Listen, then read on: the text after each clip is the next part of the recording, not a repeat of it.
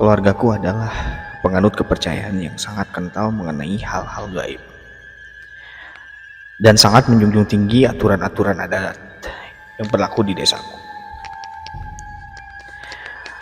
Tapi karena semasa kuliah aku menghabiskan waktu di kota dan bergaul dengan orang-orang yang kebanyakan tidak mempercayai tahayul, aku pun mulai mengikuti jejak mereka dan sangat menentang, juga tidak percaya dengan hal-hal yang berbau mistis. Kala itu, liburan semester sudah tiba. Aku memutuskan untuk pulang ke kampung halamanku. Namun rupanya selentingan miring di desaku merebak. Dibicarakan dari mulut ke mulut yang katanya banyak anak kecil hilang dan ditemukan di pohon besar yang terletak di seberang kuburan. Ada-ada aja. Zaman sekarang kok masih percaya yang gituan sih? Tai lah, bullshit. Di rumah, kedua orang tuaku sibuk memasangkan penangkal-penangkal makhluk halus. Dari mulai peniti, cabai kering, bawang putih, dan lain-lain. Ujarku, "Lah, mamah, bapak, ngapain sih gitu-gituan? Emang gak pada percaya Tuhan?" Ih, Reno, jangan bilang gitu. Ini kan sebagai sabab saja. Alah, mustahil, Pak. Keesokan harinya, rupanya tragedi terjadi lagi. Seorang anak kecil berumur 7 tahun hilang sehari semalam dan ditemukan di tempat tersebut. Warga banyak yang panik, bahkan banyak paranormal yang memberikan sesuguh agar kejadian ini tidak terulang lagi. Ya, karena penasaran, setelah mereka melakukan ritus tersebut, aku datang dan melihat sebenarnya ada apa di sana. Biasa aja sih. Cuman pohon besar yang rimbun penuh lumut dan bebatuan. Halah, cek gini aja pada takut. Cuy! Sembari aku hendak menendang sesuguh yang sudah diritualkan. Dalam benakku, logika saja sih, zaman gini masih gitu-gituan. Ya, mungkin bisa jadi anak tadi cuman main game di warnet sampai lupa pulang. Dasar bodoh. Saat aku pulang dan menyusuri jalan setapak, kebetulan tempat ini memang rada masuk ke pelosok perkebunan jauh dari pemukiman, dan kesananya lagi bisa tembus ke pegunungan. Namun, hal aneh dan janggal terjadi. Rasanya aku sudah lewat sini deh. Lah, kok balik lagi sih? Ini kan udah yang keempat kalinya loh. Masa iya sih gue lupa? Orang tempat gue main dulu ini kan. Sembari kebingungan, tiba-tiba muncul seorang nenek yang sepertinya habis pulang dari kebun. Nenek tua ini memikul kayu bakar yang ya nggak terlalu banyak sih. Karena iba, gue tanya, "Nek, sini saya bantuin." Mangga, Jang. Ya udah, kasihan nenek udah tua, masih aja kerja. Emang anak-anak nenek sama cucu-cucu nenek pada kemana? Ada, cuman tadi dia pulang diambil sama keluarganya. Hah? Diambil sama keluarganya? Oh ya udahlah, sini saya bantuin nek. Emang rumah nenek jauh nggak? Di depan, Jang. Aku berjalan sambil mengikuti nenek tersebut. Yang anehnya, kenapa nenek ini berjalan sangat begitu cepat? Padahal orang tua pada umumnya tidak seperti itu. Hingga akhirnya kami masuk ke sebuah gubuk tua yang sepertinya memang sudah lama, karena kondisinya sudah mereyot. "Ini rumah nenek?" tanyaku. Iya, Jang.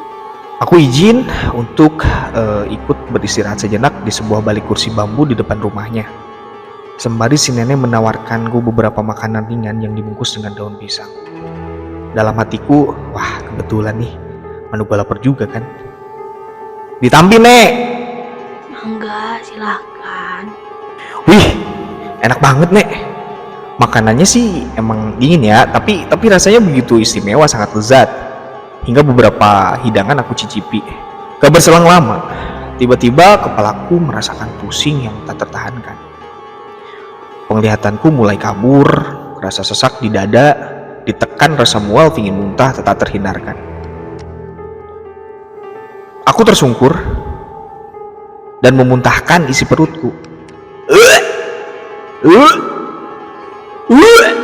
Mataku terbelalak ketika melihat muntahanku yang isinya sepertinya bergerak-gerak. Aku heran. Apa itu? Ternyata apa yang kulihat dan kumakan selama ini rupanya adalah belatung, cacing, dan serangga-serangga menjijikan.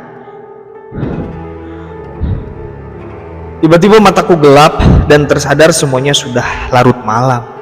Dalam keadaan bingung sambil mengingat apa yang terjadi, aku melihat di sekitar. Mana si nenek? Mana gubuk tadi? Ini di mana? Kenapa aku bersandar di pohon besar? Ada apa ini? Dalam keadaan lemas, kemudian terdengar suara tepat di atasku. Pandanganku tertarik untuk mencari sumber suara yang ada di tempat ini. Tepatnya ada di atasku, dan saat ku coba untuk torehkan kepala dan mataku,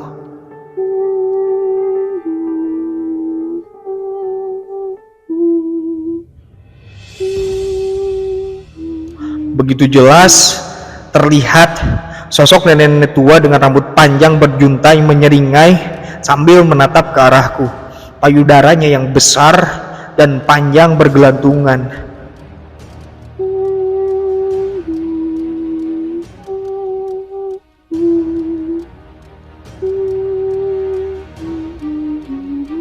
Anak.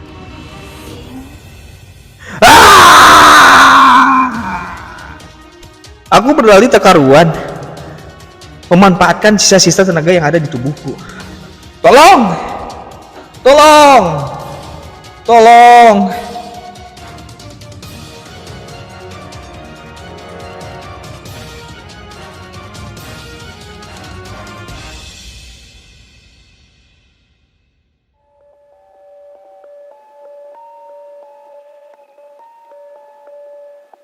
Dalam keadaan putus asa, terlihat hawar-hawar suara ketukan bambu dan suara-suara orang memanggil namaku.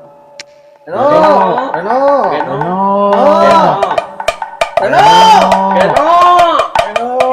mana Reno? Reno, kamu di mana? Reno. Diiringi cahaya cempor, mereka begitu senang tatkala menemukanku dalam kondisi campur aduk, bingung dan heran mengenai apa yang terjadi.